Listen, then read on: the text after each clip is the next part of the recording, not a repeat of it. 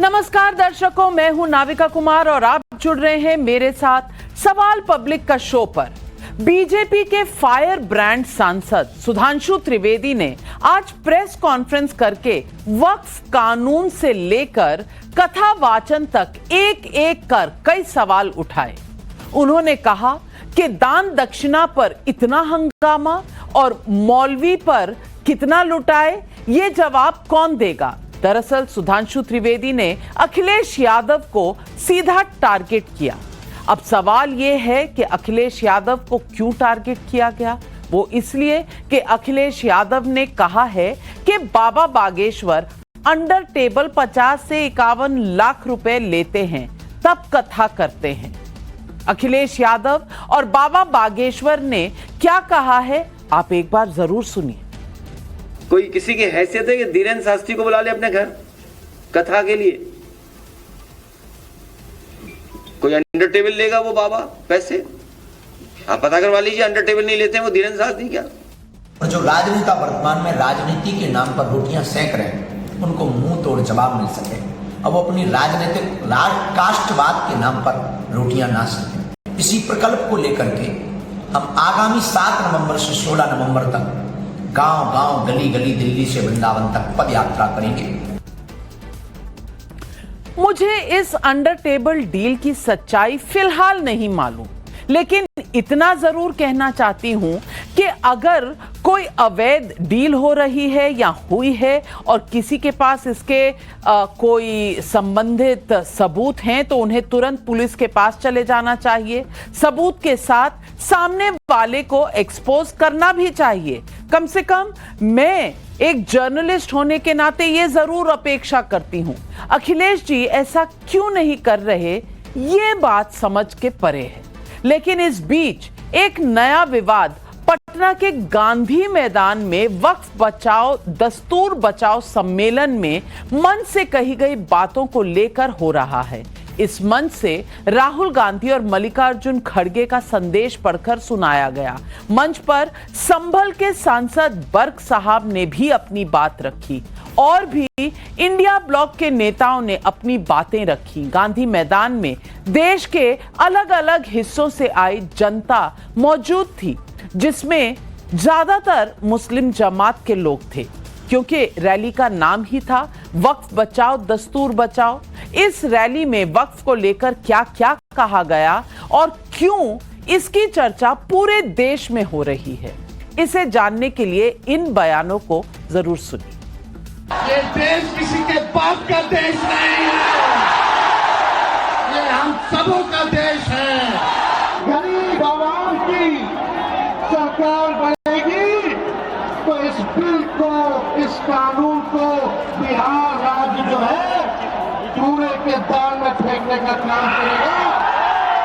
ये संबल बहुत लंबे वक्त से चर्चा के अंदर है और चर्चा इसलिए है कि संभल के अंदर वक्फ कानून आने से पहले ही हमारी मस्जिद को टारगेट कर लिया गया। कि मछली पानी के बगैर जिंदा रह सकती है, लेकिन मुसलमान शरीयत इस्लामिया के बगैर जिंदा नहीं रह सकती। हमारी मस्जिदों को, हमारी औकाफ की जायदाद पर अगर किसी ने डाका डालने की कोशिश की तो हम अपनी गर्दनों को कटा सकते हैं, लेकिन खुदा के घरों को उजड़ने नहीं देंगे। दलित आदिवासी के अधिकार को छीनना चाहते हैं। कहीं पे निगाह है, कहीं पे निशाना। ये मुसलमान का कुछ नहीं कर सकते। जिसका इतिहास हजरत हुसैन का हो, नहीं पता। कुर्बानी का इतिहास बहुत बड़ी ताकत है। आपने सुना, पहले शरिया, फिर बातें उससे आगे सो कॉल्ड बाप तक पहुंच गई। ऐसा लगा कि सामने बैठी भीड़ को यह दिखाने की होड़ मची हुई थी कि हम लोग बहुत गुस्से में हैं और तू तड़ाक बाप बेटा किसी भी लेवल तक जाएंगे, पीछे नहीं हटेंगे। लेकिन इस रैली के बाद राजनीतिक पार्टियों से लेकर आम लोग और सोशल मीडिया का एक बड़ा वर्ग कई तरह के सवाल उठा रहा है। मैं कुछ चुनिंदा सवाल आपके सामने रख रही हूं। पहला सवाल जो आपके सामने लोग पूछ रहे हैं वो ये कि वक्फ भूमि पर बाप तक बात पहुंच गई, कृष्ण भूमि पर एकदम चुपचाप, ऐसा क्यों भाई? सवाल दूसरा जो पूछा जा रहा है, राम जन्म भूमि नहीं गए, वक्फ भूमि के लिए बाप मां को घसीट रहे हैं, यह कैसा न्याय है? सवाल नंबर 3, कथावाचक का लोकल विवाद, अखिलेश यादव ने वोट के लिए वोकल कर दिया। बाबा बागेश्वर अंडर टेबल डील करते हैं, अखिलेश के पास सबूत तो एक्सपोज क्यों नहीं करते? मुस्लिम वोटर्स के बंटने का इतना खौफ, बांटेंगे तो कटोगे, ये अखिलेश तेजस्वी की परेशानी है। कथावाचक विवाद में बीजेपी खुलकर क्यों नहीं बोल रही, छिपकर क्यों खेल रही है, यह भी बड़ा सवाल है। बाबा बागेश्वर की पदयात्रा दिल्ली टू वृंदावन, इसलिए विवाद में कथावाचन। सवाल मोदी शाह योगी के विरोधियों के भी हैं। सवालों का पुलिंदा लेकर सुधांशु त्रिवेदी भी आए, उन्होंने क्या कहा उसे भी एक बार सुन लीजिए, फिर आगे की बात बताती। मैं पूछना चाहता हूं इंडी गठबंधन से कि आप बिहार में क्या सऊदी अरब, इंडोनेशिया, टर्की और आईएसआईएस से ज्यादा बड़ा शरिया का कानून लागू करने की सोच रहे हैं? जहां तक इस्लाम धर्म के, इस्लामी अकीदे के मुकद्दस रवायतों का सवाल है तो बहुत साफ कहना चाहता हूं, कुरान में वक्फ नाम का कोई वर्ड नहीं है। यह मुल्ला मौलवियों का अपना क्रिएशन है। इनकी सरकार आई जो आने वाली नहीं है, तो ये बाबा साहब अंबेडकर के संविधान को कूड़ेदान में फेंक के शरिया का विधान लागू कर देंगे। ऐसा नहीं है कि बीजेपी वाले ही सवाल पूछ रहे हैं। तेजस्वी यादव ने पलायन का सवाल उठाया जो जायज है। अखिलेश यादव कई बार रोजगार का सवाल उठाकर योगी मोदी को घेरते हैं, इससे किसी को ऐतराज नहीं होना चाहिए। राहुल गांधी वोटर सुधार प्रक्रिया पर सवाल उठा रहे हैं, जवाब इलेक्शन कमीशन दे रहा है, लेकिन लोग कह रहे हैं कि गांधी मैदान में शरिया को लेकर जो हुंकार भरी जा रही है, जब भरे मंच पर यह हो रहा है तो संविधान सिर पर लेकर घूमने वाले नेता या पार्टियां चुप क्यों थी? क्या शरिया की बात आएगी तो संविधान को दुत्कार देंगे? क्या कथा विवाद, जाति विवाद के झगड़े इतने बढ़ा दिए गए हैं कि शरिया के शासन की खुलेआम बातें छोटी बात लगने लगे? इसीलिए आज पब्लिक सवाल पूछ रही है। सवाल पब्लिक का नंबर 1, संविधान पर ईंट से ईंट बचा देने की चेतावनी देने वाले शरिया शासन की मांग पर खामोश क्यों हैं? सवाल नंबर 2, बंटोगे तो कटोगे का जवाब राजनीतिक मन से आया, मोदी योगी की अगली रणनीति क्या होगी? सवाल नंबर 3, वक्फ का मामला सुप्रीम कोर्ट में, तो सियासी कोहराम की वजह मुस्लिम वोट बैंक है क्या? सवाल नंबर 4, बंटोगे तो कटोगे के जवाब में कथावाचक विवाद, अखिलेश वर्सेस बागेश्वर में आगे क्या? यही सवाल आज पब्लिक पूछ रही है और इन सवालों के जवाब देने के लिए आज हमारे साथ जुड़ रहे हैं बीजेपी के राष्ट्रीय प्रवक्ता प्रदीप भंडारी, शादाब शम्स चेयरमैन है वक्फ बोर्ड उत्तराखंड के, हमारे साथ जुड़ रहे हैं फराज किदवाई, प्रवक्ता हैं समाजवादी पार्टी के, असीम वकार प्रवक्ता हैं AIMIM के, प्रोफेसर अनवर पाशा प्रवक्ता हैं आरजेडी के, अजय वर्मा नेता हैं कांग्रेस पार्टी के। सबसे पहले पूछना चाहूंगी आज फराज किदवाई साहब से। फराज किदवाई जी, सवाल आपसे पूछा जा रहा है और बीजेपी ने पूछा है कि आप समाजवादी हैं या नमाजवादी हैं?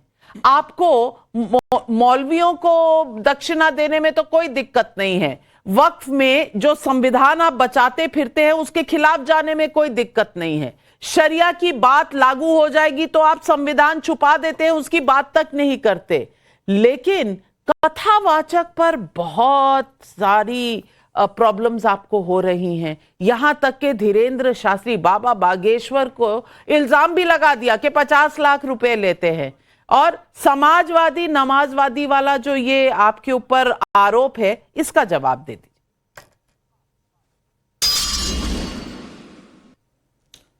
नविका जी, जब से मैं पैदा हुआ हूं तब से अब तक के हमने समाजवाद सुना, मार्क्सवाद सुना, राष्ट्रवाद सुना। अब ये नमाजवाद एक नया शब्द आज सुधांशु त्रिवेदी जी लाए हैं। हालांकि मैं उनको बधाई देना चाहता हूं कि सुधांशु जी ने अब सही लाइन पकड़ी।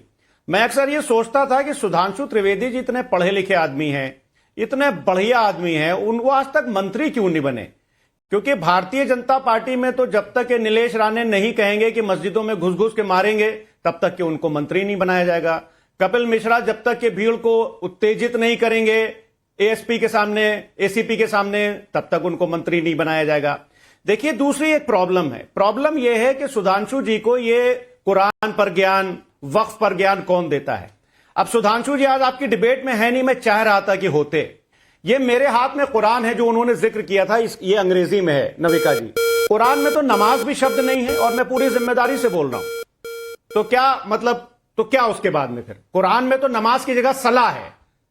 नमाज एक फारसी वर्ड है, और मैं पूरी जिम्मेदारी से कह रहा हूं कि हमारे पास जो कुरान है उसके पेज नंबर 129 में आयत नंबर 92, जिसका नाम है सूरे अल इमाम, उसमें लिखा हुआ है कि you cannot attain virtue unless you spend what you love, and whatever you spend Allah is the knower thereof. यानी कि जो वक्फ का तसव्वुर है वो इस आयत में दिया हुआ है।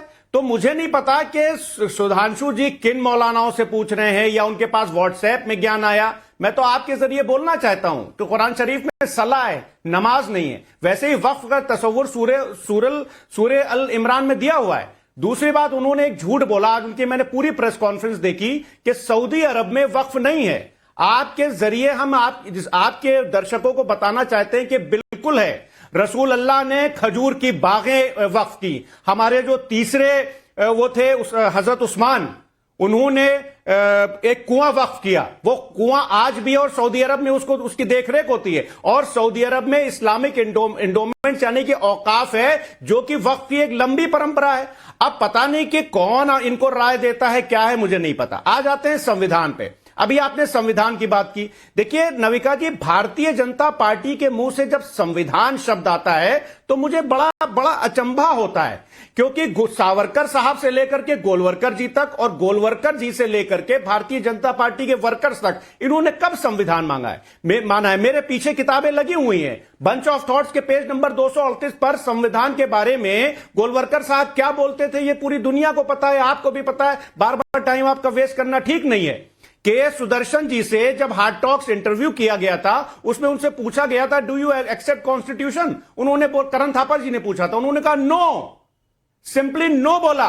और उन्होंने यह भी बोला था कि इंडियन कॉन्स्टिट्यूशन में कोई स्क्रैप कर देना चाहिए। और उसके बाद में तमाम इनके लोग जो हैं वो समय समय पर कुछ ना कुछ फराज किदवाई साहब, अब आप कुरान समझाएंगे, अब आप हमें संविधान समझाएंगे। आपने तो पूरी क्लास लगा दी। अब कुरान पर मैं तो नहीं कहूंगी, शादाब शम्स साहब कहेंगे। लेकिन पहले प्रदीप भंडारी जी, मैं आपसे पूछना चाहती हूं कि जो इमरजेंसी और संविधान की जो अवमानना वाले पार्टी के साथ बैठे हुए हैं, वो अब देश को संविधान समझा रहे हैं, शरिया लागू हो जाएगा, इस पर उनकी एक शब्द नहीं निकला, लेकिन ये बता रहे हैं कि कौन कितने पैसे लेता है, वक्फ की गुजारिश कर रहे हैं। वक्फ या तो पार्लियामेंट में पास हुआ या सुप्रीम कोर्ट में लंबित है, उसको उठाकर कूड़ेदान में बात फेंकने की हुई, लेकिन इन्होंने कुछ नहीं कहा।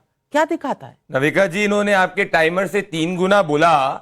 मैं इतना समय नहीं लूंगा, पर एक एक कर इनको एक्सपोज करूंगा। इन्होंने पर्सनल अटैक सुधांशु त्रिवेदी पे किया। जहां इनका ज्ञान खत्म होता है वहां सुधांशु त्रिवेदी जी का ज्ञान शुरू होता है। पर खैर छोड़िए, ये जो है इस्लामिक स्कॉलर ज्यादा दिख रहे हैं, ना कि प्रवक्ता। एक एक करके इनके सभी झूठों का जवाब दूंगा। एक कहावत है कि ये नमाजवादियों ने वोट के खातिर फैलाना चाहते हैं, कानून डालना चाहते हैं कानून को कूड़ेदान में। एक बार झांक कर देख ले अपने गिरेबान में, संविधान की जगह शरिया है इनके अरमान में। ऐसी सोच की जगह नहीं है हिंदुस्तान में, इसीलिए विपक्ष के अंदर बैठे हैं। पहली बात, इन्होंने पढ़ के नहीं आते।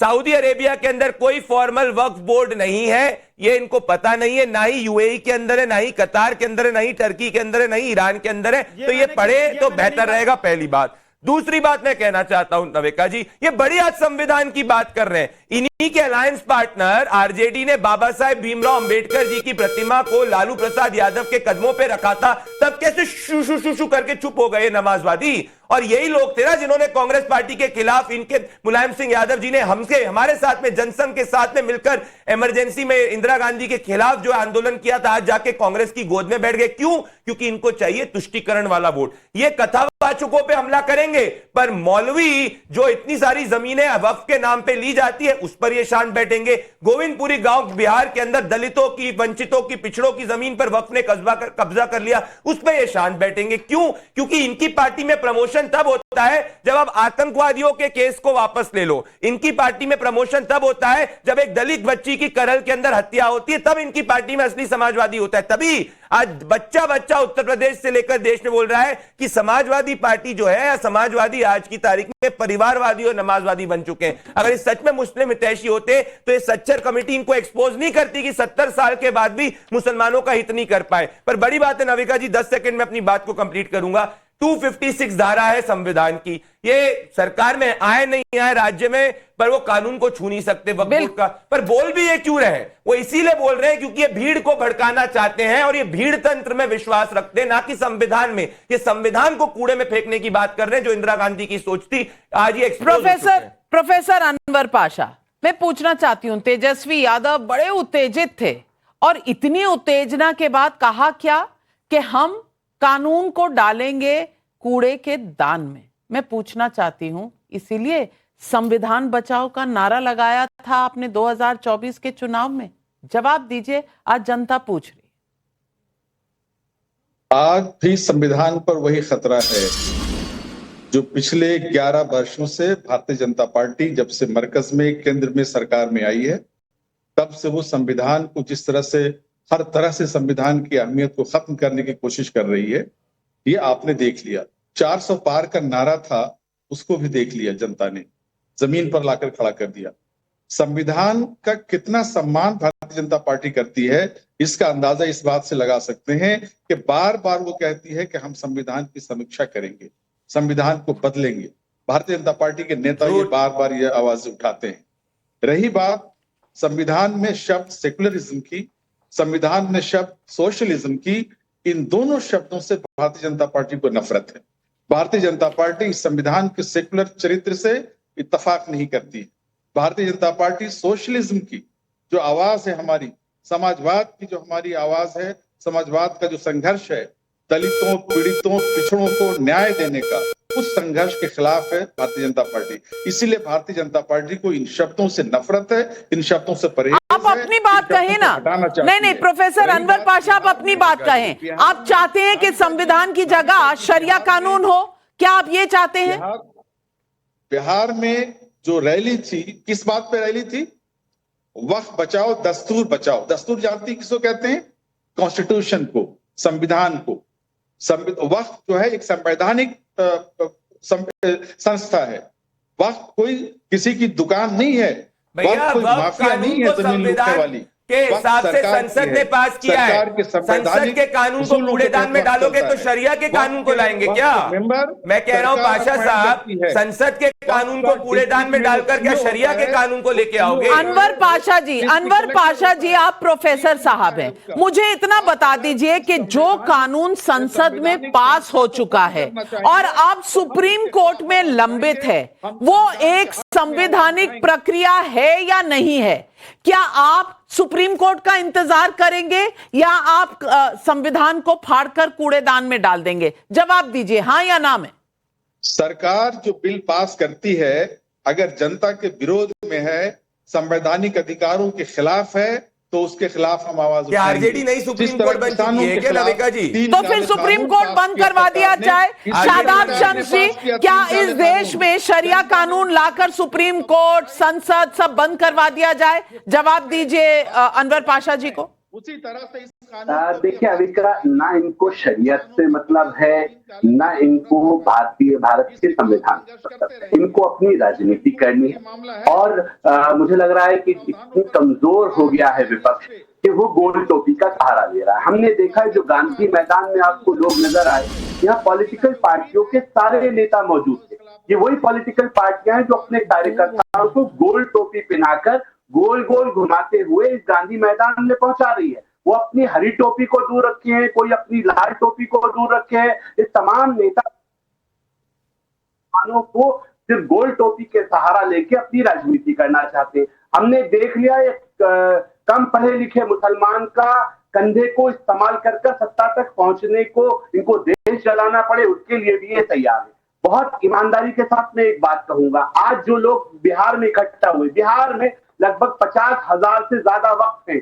अगर 50,000 वक्फ में एक मैनेजमेंट कमेटी के 10 सदस्य हैं तो मल्टीप्लाइड बाय 5 लाख होते हैं। ये वक्फ की कमेटियां हैं, ये वक्फ के बेनिफिशियरी हैं, ये वक्फ के मुतवल्ली हैं। जिन्होंने गड़बड़ियां की हैं उनको फ्रंट फुट पे लाके खिला रहे हैं। और हम बार बार इस बात को कह रहे थे, गरीब मुसलमानों का हक मारने वाले, आज वो गरीब मुसलमान देख रहा होगा कि आज उसके हक को मारने के लिए गांधी मैदान में मुसलमानों के नाम पर ये तथाकथित सेकुलर पार्टियां इकट्ठी हैं। ये मुसलमानों की दुश्मन है, ये पसमानदा गरीब मुसलमानों की दुश्मन है, जिनसे उनके हकों को छीना गया, जो उनका हक था वक्त उसको लूटा गया। आज ये बात हमदर्दी की कर रहे हैं, आज ये बात कर रहे हैं, इनको बड़ी तकलीफ हो रही है। मुसलमानों का दर्द छलक छलक के बाहर आ रहा है। अरे दम है तो अपने दम पे अपने झंडे के साथ मुसलमानों की लड़ाई लड़िए। आप मुसलमानों की लड़ाई लड़ने के लिए भी गोल टोपी का सहारा ले रहे, आए ना समाजवादी पार्टी अपनी लाल टोपी के साथ, आए आरजेडी अपनी हरी टोपी के साथ। ये क्या मामला है कि गोल टोपी पहना के अपने कार्यकर्ताओं को बलि का बकरा बना रहे हो और इस्लाम को बदनाम कर रहे हो। मैं ये कह रहा हूं, वक्त गरीबों के लिए था। 70 साल से आज इस गरीब के हक पे लूट हुई है। तमाम नेताओं ने कहा लूट हुई है। जब उस गरीब को उसका हक मिलने की बात आ रही है तो सब अपनी राजनीति कर रहे हैं। मैं कह रहा हूं, मैं नमाजवादी हूं, हर मुसलमान नमाज पढ़ता है, वो नमाजवादी होगा, कोई दिक्कत नहीं है मेरे शब्द से। लेकिन मैं इस बात को कह रहा हूं कि ये बताइए ये लूट क्यों हुई, इस लूट का जवाब कौन देगा? इस लूट के पैसे जो गरीबों का, गरीब मुसलमानों का हक था, उसे लूटा गया, उसका जवाब कौन देगा?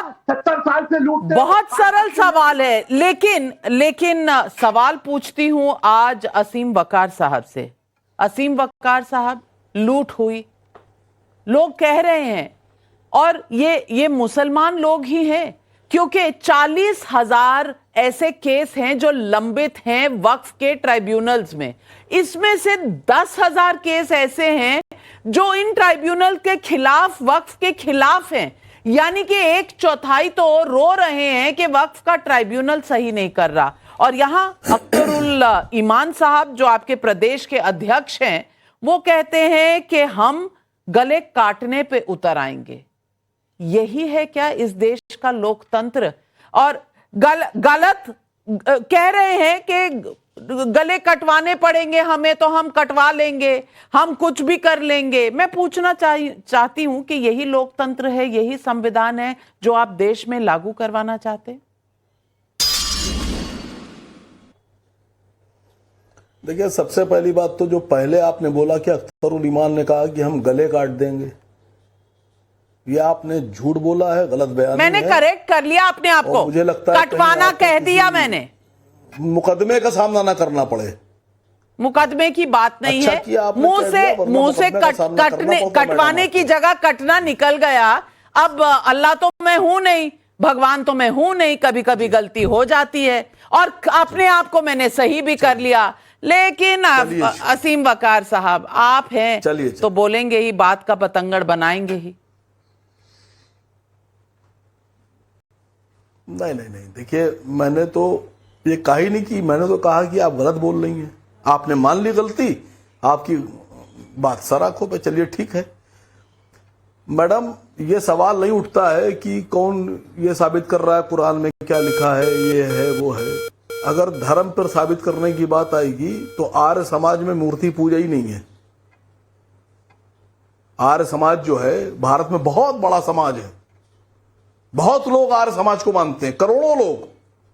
वो कहते हैं मूर्ति पूजा नहीं होना चाहिए, उनके मंदिरों में, उनके जो बने हुए धर्मस्थल, उसमें मूर्ति पूजा का विरोध है उनका। ये क्या 1875 में शुरुआत हुई थी आर्य छोड़ के दयानंद सरस्वती ने।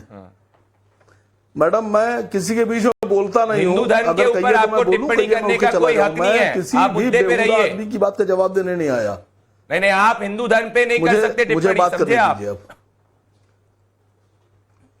आप मुद्दे पर बात करिए असीम वकार साहब। आप हम नहीं कर सकते। नहीं, आप मुद्दे पर बात कर लीजिए, जो मुद्दा है। 1 मिनट में खाली लाइन से 1 मिनट में पैर कांपने लगे तुम्हारे।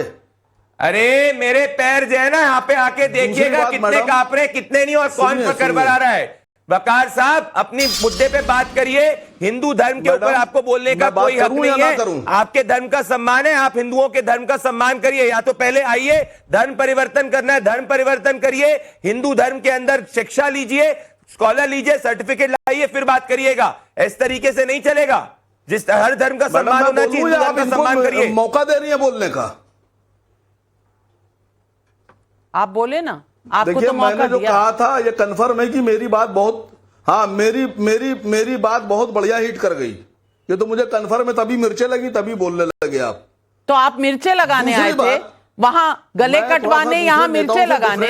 नहीं, डिफरेंट मिजाज रखता हूं मैडम मैं दूसरे नेताओं से थोड़ा सा डिफरेंट मिजाज रखता हूं। वो तो दिख रहा है। मेरी आइडियोलॉजी भी दूसरी है।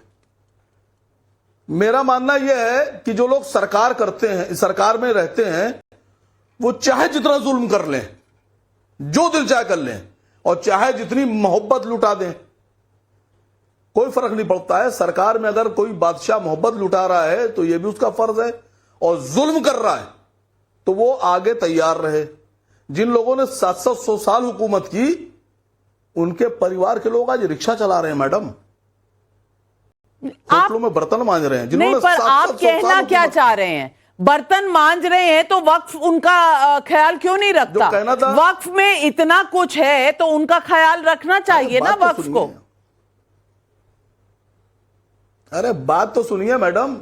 मैं बात सुनने को तैयार हूं, कहानियां मत सुनाइए। समर्थन किए थे वो भी रिक्शे चला रहे हैं। सुनिए, वो भी रिक्शे चला रहे हैं। जिन लोगों ने नाजायज बादशाहों को, जालिम बादशाहों का समर्थन किया था, वो भी आज बेचारे बड़े परेशान हैं। उनके बच्चे भी रिक्शे चला रहे हैं। तो देखिए, अल्लाह की लाठी में आवाज नहीं होती है, और बहुत घंघना के पड़ती है। नहीं पड़ती है, जब पड़ेगी तो देख लेंगे। लेकिन मुझे इसका कॉन्टेक्स्ट आज की डिबेट में समझ नहीं आ रहा, तो इसलिए मैं अजय वर्मा जी के पास जाती हूं। अजय वर्मा जी, सवाल पूछती हूं आपसे सीधा। संविधान बचाओ आंदोलन वाले इतने परेशान क्यों हैं? संविधान बचाओ आंदोलन वाले आज खड़े होकर संविधान को कचरे के डब्बे में डालने की बात क्यों कर रहे हैं? और इस बात पर उनकी चूं तक क्यों नहीं निकलती अगर कहा जाता है कि शरिया कानून आना चाहिए? मैं पूछना चाहती हूं क्यों? देखिए, इस देश में अगर शरिया कानून कोई लाएगा तो केवल भारतीय जनता पार्टी, क्योंकि उसी से इसको फायदा है। भारतीय जनता पार्टी का ये नया पाठ्यक्रम है, नया प्रोपेगेंडा है, और जनरल असीम वकार इनका पोस्टर बॉय, और पाकिस्तान इनका पाठ्यक्रम का नया उबलता हुआ, एकदम खून में उबलता हुआ पाठ्यक्रम है, वो जो खून में उबल रहा है। तो इसलिए केवल शरिया कानून अगर लाएगा तो इस देश में 145 करोड़ लोगों में वो लोग जो इनके गोविलकर साहब के शिष्य हैं, वो लोग जो सुदर्शन साहब के शिष्य हैं, जो भारत के संविधान में विश्वास नहीं रखते, वो लोग जिन्हें समाजवादियों से प्रॉब्लम है, वो लोग जिन्हें सोशलिस्ट से प्रॉब्लम है। प्लीज, मैं आपके बीच में नहीं बोला था। देखिए, अभी आप परेशान ना हो, आपको टाइम मिला, मेरे टाइम के बाद हमारा आप लड़ाई लड़ लेना, कोई बात नहीं है। तो मैं कह रहा हूं कि इनको केवल इनका एजेंडा है, और इनके पास ना मुद्दे हैं। ये चाहते हैं आने वाले कल में इस हिंदुस्तान के संविधान को बदलकर जो 5 किलो अनाज पर 85 करोड़ लोगों को दे रहे हैं, उसको बढ़ाकर ये 1 करोड़ 20 लाख करना चाहते हैं। हिटलर भी यही काम करता था, जर्मन का शासक, वो चाहता था कि केवल इतनी खाने को मिले आदमी को कि देश की सरकार से वो सवाल ना पूछे। हिटलर बड़े याद आते हैं। कर्नाटक में तो हिटलर की बात पर लोगों के ऊपर FIR हो जाती है, यहाँ बड़ा खुला बोल रहे हैं। और मुझे आज समझ नहीं आ रहा, चाहे वो अजय वर्मा जी हो, चाहे वो असीम वकार हो, चाहे वो अनवर पाशा जी हो, ये प्रदीप भंडारी सब मुद्दे से भाग क्यों रहे हैं? जवाब देते नहीं बन रहा। आज कोई भी इस बात का जवाब नहीं दे रहा कि संविधान और शरिया, ये दोनों के बीच में जो टकराव है, उस पर इतनी चुप्पी क्यों है? नविका जी, क्योंकि ये जनता के कटघरे में एक्सपोज हो चुके हैं। 400 पार एक बार आई थी कांग्रेस पार्टी की, शरिया को इन्होंने सुप्रीमेसी दी थी शाहबानों के अंदर, और देश के संविधान को पीछे रखा था। तो असली शरिया वाले अजय वर्मा की पार्टी है। अजय वर्मा जी, हम संविधान बदल देंगे। अजय वर्मा, आपने संविधान को खत्म करा था इमरजेंसी के समय, लेकिन जब एक बार देश के संविधान को मूल धारा को खत्म किया था इमरजेंसी के समय। आपके कांग्रेस पार्टी ने देश के संविधान को कूड़े दान में डाला था इमरजेंसी के समय, और वही सोच आज आरजेडी की है, इसीलिए कांग्रेस चुप है। नविका जी, अगर कांग्रेस सच में संविधान हितैषी होती तो आरजेडी का ये कहना कि संविधान द्वारा पारित कानून को कूड़ेदान में डालेंगे, उस पर राहुल गांधी को तो सड़क सड़क पर बात करनी चाहिए थी। आज राहुल गांधी भी शांत है क्योंकि राहुल गांधी का इसको समर्थन है। वो पार करो, नीतीश को 10 के नीचे लाओ। तो अरे अजय वर्मा जी, टॉपिक क्या है पता है आपको? डिबेट का हुआ क्या आज देश में पता है आपको? कि ऐसा है कि गंद कमरे के अंदर पता ही नहीं आप क्या बात कर रहे हैं। विनाश और बीजेपी का विकास। अरे देश का विकास हो रहा है, आप लोगों का नहीं हो रहा, वो अलग बात है। नविका जी, लालू प्रसाद यादव ने संसद में 2010 में बयान दिया था कि वक्फ ने पटना के डाक बंगले पे कब्जा कर लिया है। बिल्कुल, 2010 का लालू जी का ये हमारे पास साउंड बाइट है। कहे तो मैं चला दूं, ये संसद में कहा गया था। तो अनवर पाशा जी, आप मुझे बता दीजिए कि लालू जी अगर कह रहे हैं कि पटना के आसपास, डाक बंगले के आसपास सब कुछ हथिया लिया है वक्फ के नाम पर, तो लालू जी झूठ बोल रहे थे या आज तेजस्वी जी झूठ बोल रहे हैं? कौन झूठ बोल रहा है? ये झूठ आप फैला रही हैं, ये झूठ आप फैला रही हैं, आपका मीडिया फैला रहा है, और आपके सहयोगी, आपके भाजपा के जो प्रवक्ता हैं वो फैला रहे हैं।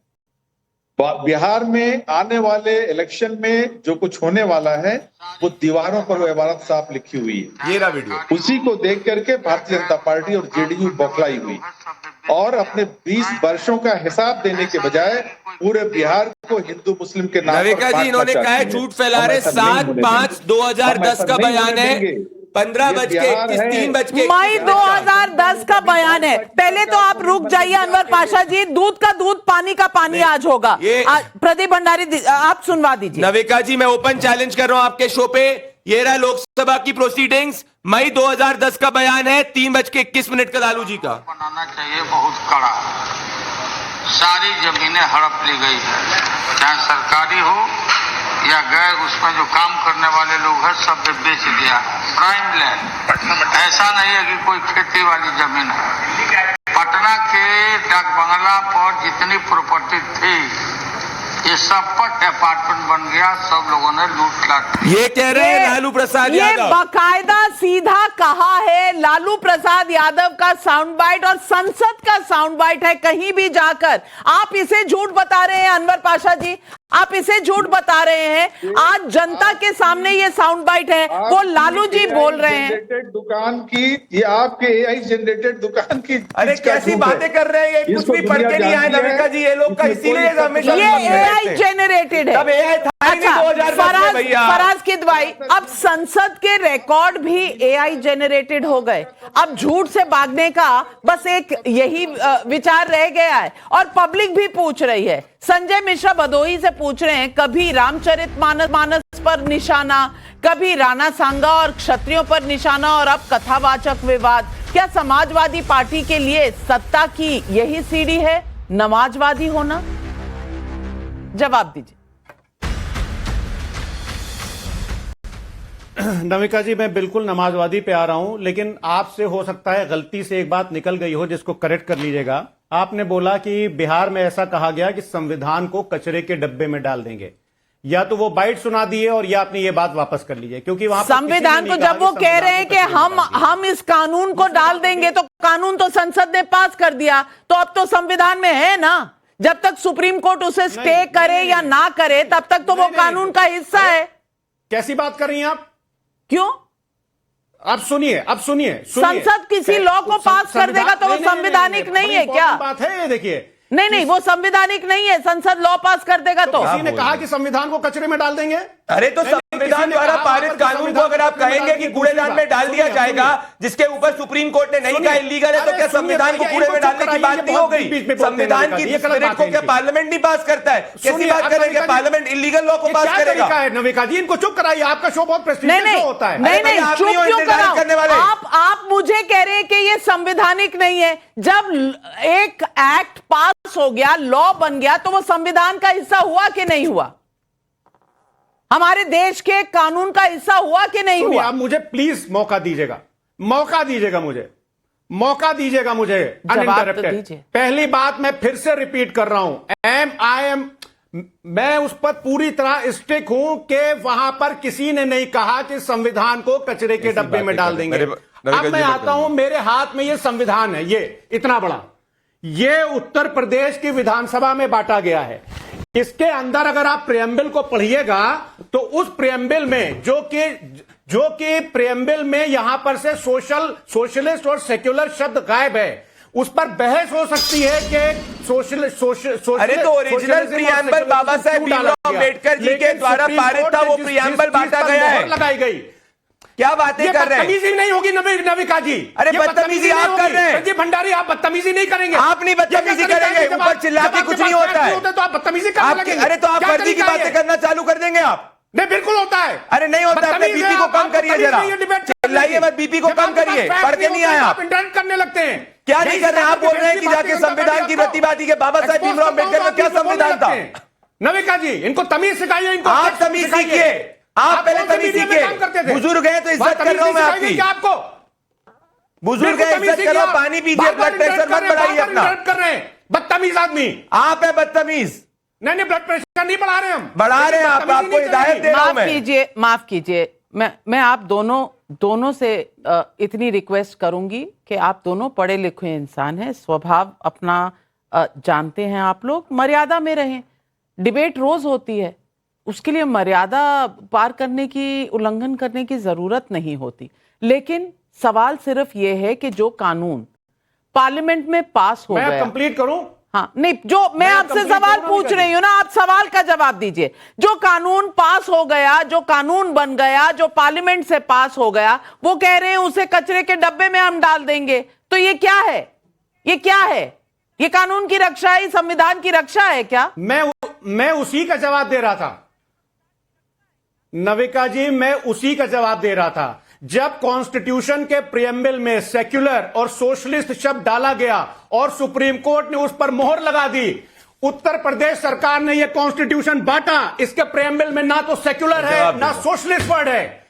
तो ये क्यों किया गया? क्योंकि ये ओरिजिनल है, सरल सी बात है, ये ओरिजिनल वाला आपको दिया गया है। अब प्रदीप भंडारी जी जवाब दीजिए। नविका जी, क्या बाबा साहेब भीमराव अंबेडकर जी द्वारा कॉन्स्टिट्यूएंट असेंबली के द्वारा पारित original text of the constitution बांटना कौन से सुप्रीम कोर्ट के ऑर्डर के हिसाब से इलीगल, इमोरल, अनकॉन्स्टिट्यूशनल है? ये क्या बात कर रहे हैं? तो कुछ नहीं पढ़ के आए हैं भाई, क्या संसद का काम होता है कानून पारित पब्लिक करना? सवाल पर सवाल पूछे जा रही है। भोलेनाथ मिश्रा यूट्यूब पर पूछ रहे हैं, अखिलेश यादव हिंदू धर्म गुरुओं पर बोल रहे हैं, किसी मुस्लिम धर्म गुरु पर क्यों नहीं बोलते?